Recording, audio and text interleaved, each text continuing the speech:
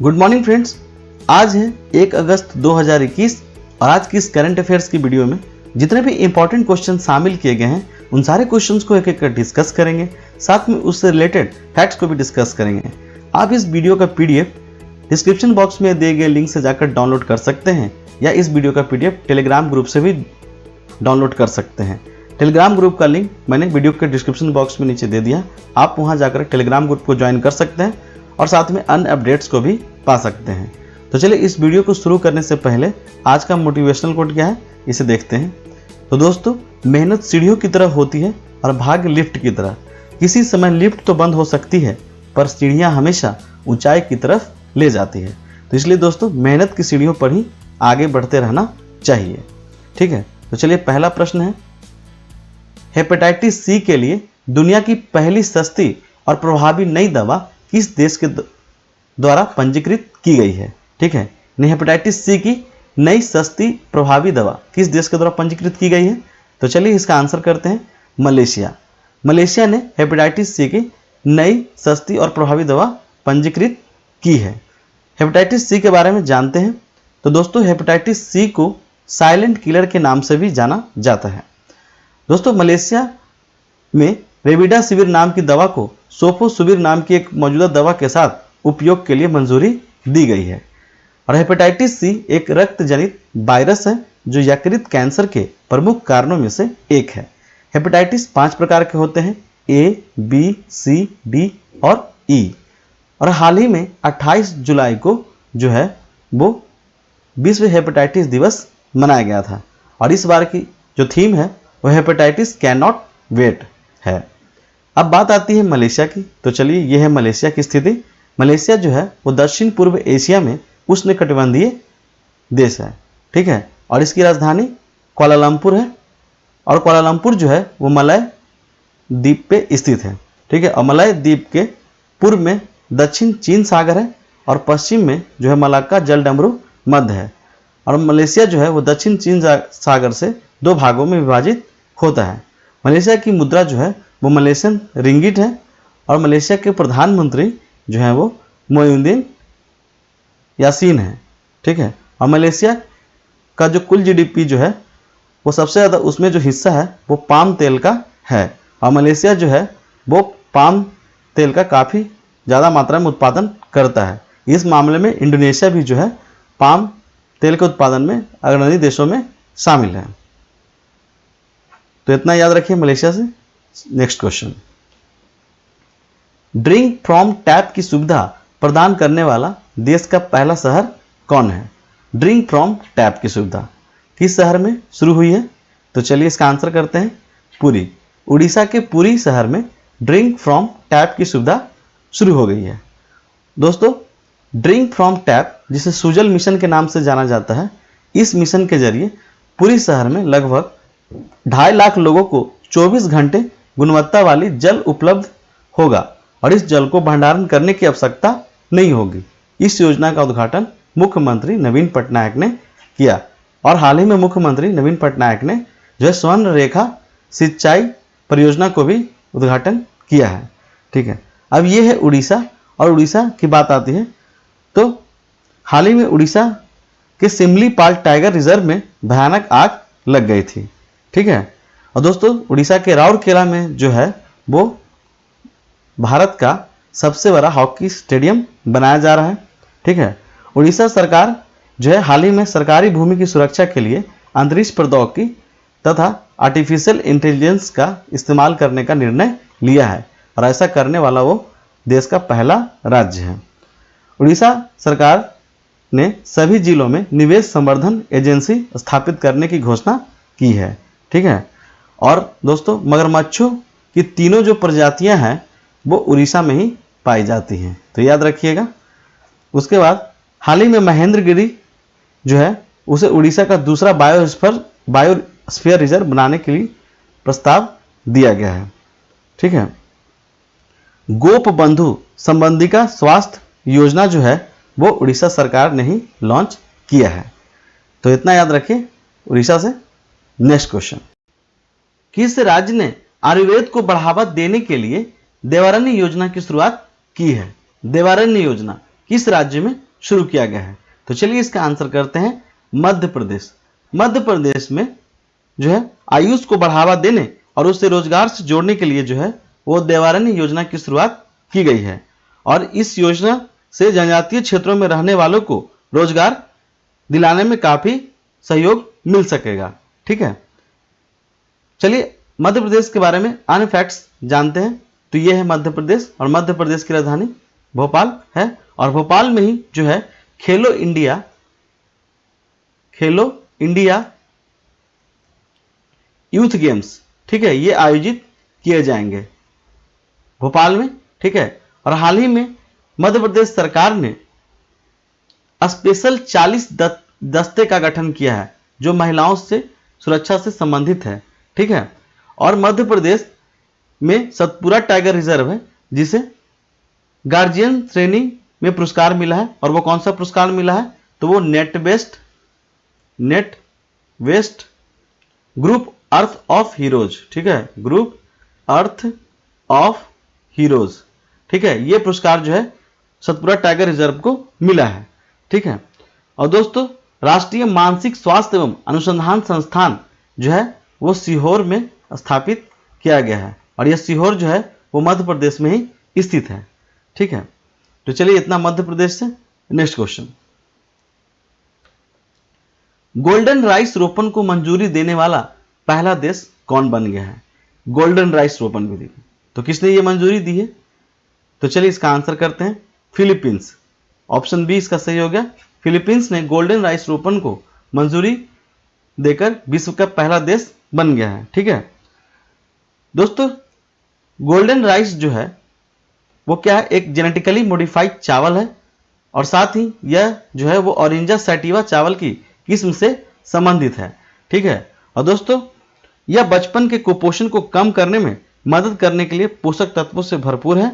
ठीक है, और ऐसा एक अध्ययन के अनुसार जो है वो 1 कप सुनहला चावल जो है वो 40% तक विटामिन ए दे सकता है।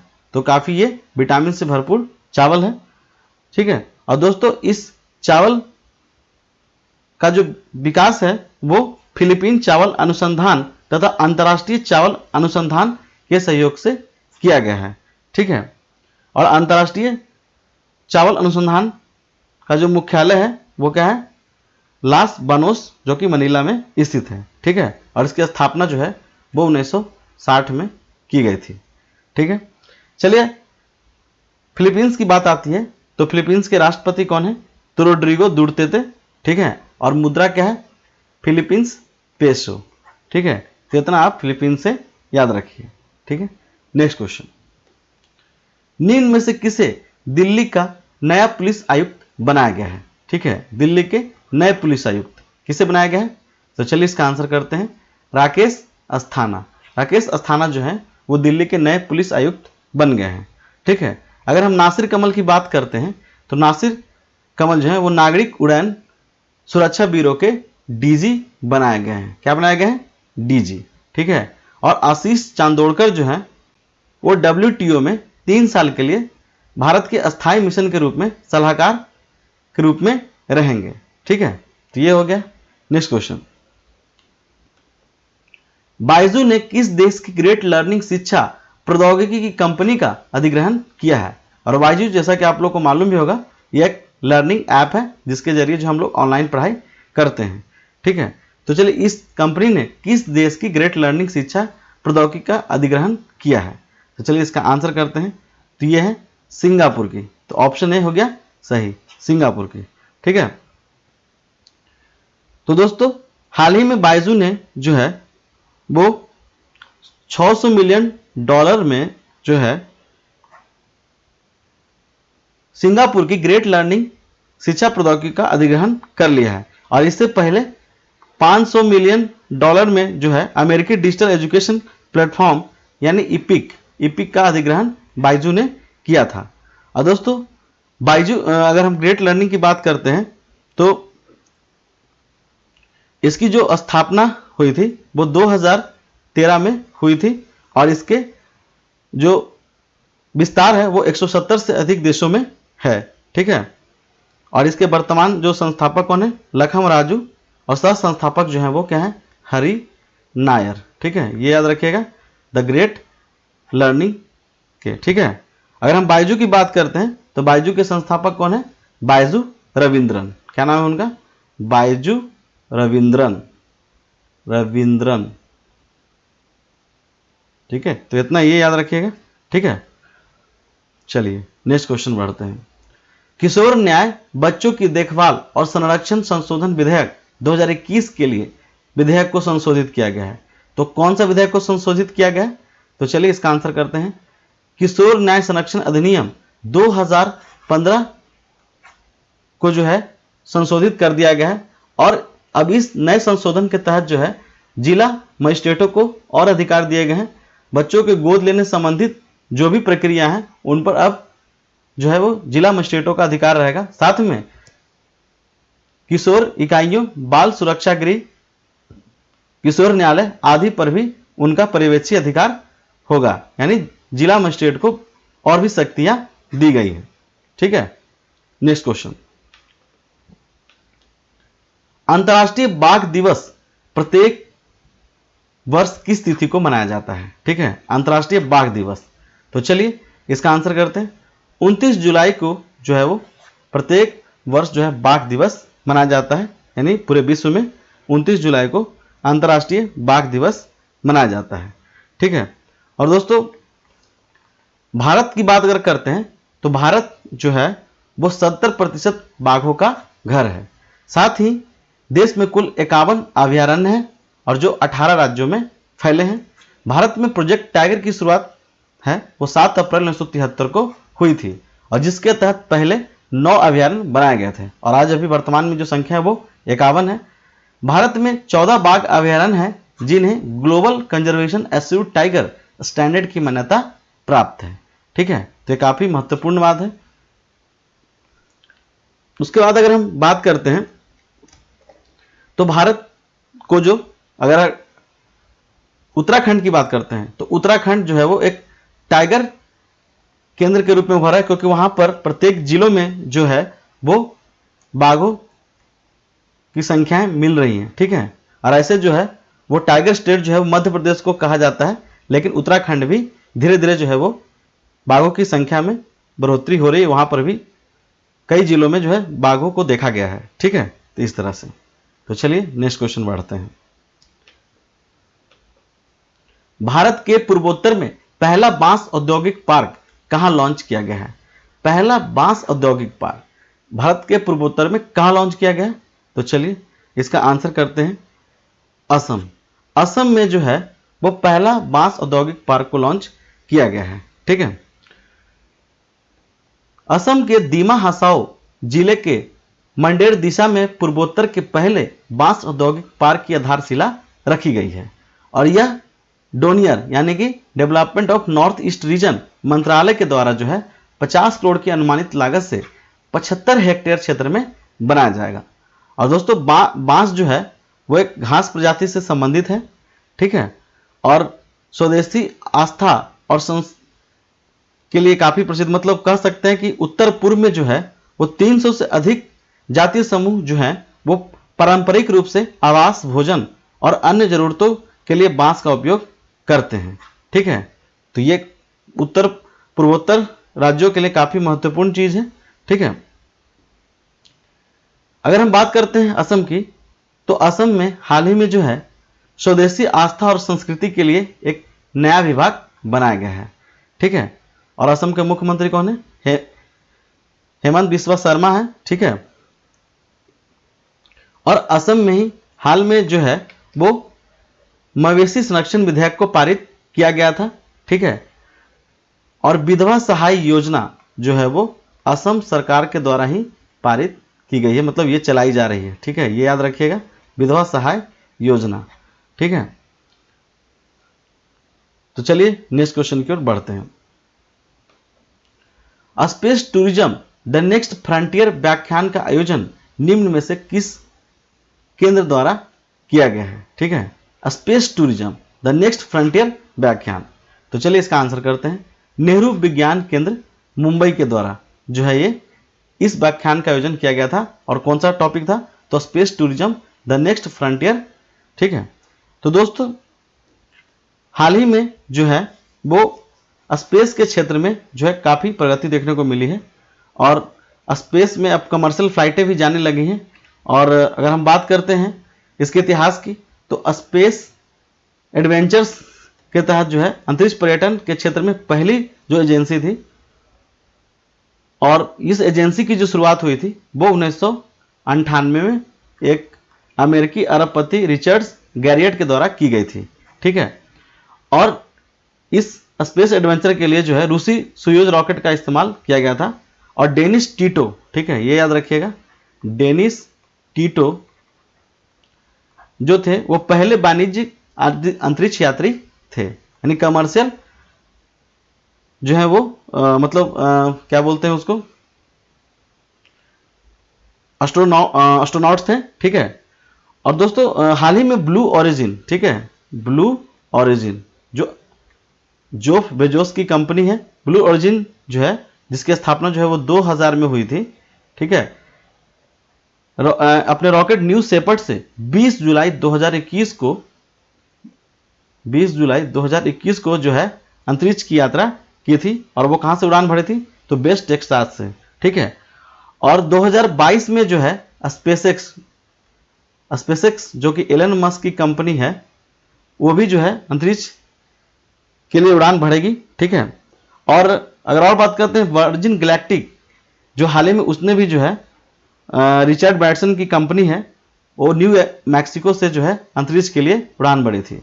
तो दोस्तों इसी टॉपिक पर जो है इस नेहरू विज्ञान केंद्र मुंबई में व्याख्यान का आयोजन किया गया था। ठीक है, चलिए next question, miss India USA 2021 का खिताब किसने जीता है? मिस इंडिया यूएसए 2021 का खिताब किसने जीता है? तो चलिए इसका आंसर करते हैं। वैदेही डोंगरे को जो है वो मिस इंडिया यूएसए 2021 का खिताब मिला है और वैदेही को उनके शानदार भारतीय शास्त्रीय नृत्य कथक के लिए भी मिस टैलेंटेड का पुरस्कार भी दिया गया है।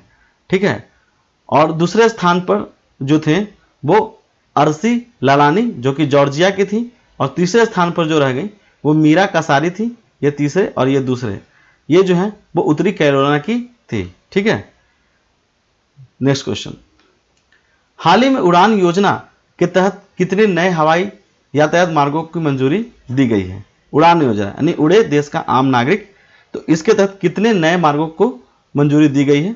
तो चलिए इसका आंसर करते हैं 780, ऑप्शन बी सही होगा। 780 मार्गों को नए मंजूरी दी गई सरकार के द्वारा। ठीक है, और यह जो उड़ान योजना है वो 2017 में लागू किया गया था और उड़ान योजना सरकार की राष्ट्रीय नागरिक उड़ान नीति का हिस्सा है। ठीक है, और इस योजना के तहत 59 नए जो हैं वो हवाई अड्डे स्थापित किए गए हैं। ठीक है, और यह जो है वो राज्य के साथ साथ केंद्र प्रायोजित योजना है, यानी सेंट्रल और स्टेट दोनों का। ठीक है, दोनों का योजना है। ओके, चलिए नेक्स्ट क्वेश्चन, कृषि कर्म योजना किस राज्य के द्वारा शुरू की गई है? कृषि कर्म योजना किस राज्य के द्वारा शुरू की गई है? तो चलिए ये जो है वो केरल राज्य के द्वारा शुरू की, यानी केरल सरकार ने जो है वो कृषि कर्म योजना की शुरुआत की है। तो दोस्तों कृषि कर्म योजना के तहत मिनी पॉली हाउस बनाया जाएगा जो एक प्रकार का ग्रीन हाउस है और 2.5% जमीन पर छोटा पॉली हाउस बनाया जाएगा तथा इस हाउस में टमाटर, मिर्च, हरी सब्जियां, फल वाले आदि को उगाया जाएगा। और दोस्तों प्रत्येक प्लास्टिक घर की कुल अनुमानित लागत जो होगी वो 2,35,000 रुपये होगी। ठीक है, और इस योजना को सहस सस्टेनेबिलिटी फाउंडेशन और कोर 3 इनोवेशन ने संयुक्त रूप से बनाया है। ठीक है, अब ये तो बात हुई कृषि कर्म योजना की। चलिए कुछ अन्य फैक्ट्स केरल के बारे में जानते हैं। तो देश के पहले डिजिटल यूनिवर्सिटी जो है वो केरल में ही शुरुआत किया गया है। क्या शुरुआत किया गया है? Digital university. ठीक है, डिजिटल यूनिवर्सिटी। फल सब्जियों के न्यूनतम दाम तय करने वाला जो देश का पहला राज्य कौन है? तो वो भी जो है वो केरल ही है। ठीक है, मथुरु कवचम अभियान केरल में ही शुरू किया गया है। क्या शुरू किया गया है? मथुरु कवचम अभियान। मथुरु कवचम अभियान जो है वो केरल में शुरू किया गया है। साथ में कवल प्लस कार्यक्रम, कवल